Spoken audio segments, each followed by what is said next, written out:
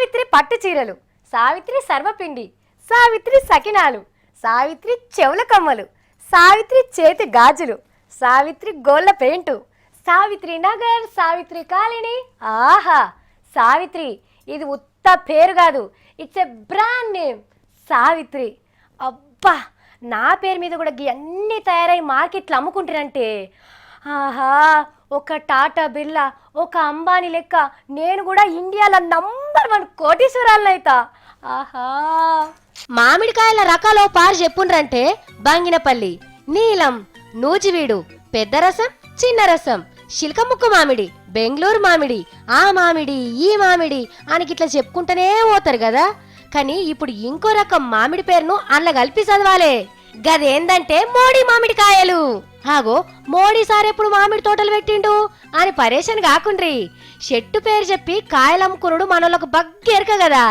గందుకే గీ ఉపాయం చేసిండు ఢిల్లీ పక్కపొంటుండే ఉత్తరప్రదేశ్ రాష్ట్రంలా కలిముల్లా అనే పెద్ద మనిషి. అంటే చెట్టు పెట్టేటప్పుడు దానికి మోడీ మామిడి చెట్టు అని పేరు పెట్టిండు. అంటే దానికి కాసిన కాయలు మోడీ మామిడికాయలు అన్నట్టే కదా. ఇప్పుడు అవి కాతకొచ్చినాయి. ఎట్లనన్నా చేసి తొలుసూరు కాయల్ని నమోకి సమర్పించి సారు దీవనార్తలతోని మార్కెట్లకు ఇడవాలని గీ పెద్ద మనిషి పిలానేసిండు. ఇక మార్కెట్లకు రాగానే మోడీ సామి భక్తులు ఎగబడి కొంటారు కావచ్చు.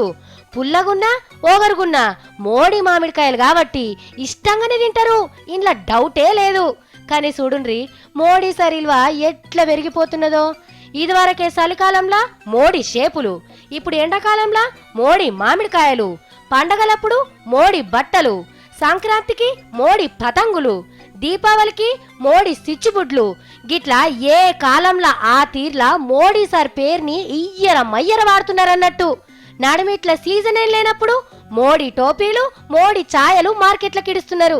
మరింకా ముంగట మోడీ సార్ పేరు మీద ఏమేమొస్తాయో ఏందో గాని గాలొచ్చినప్పుడే తూర్పార పట్టుడంటే గిదే కావచ్చు అనుకుంటున్నారు పబ్లిక్.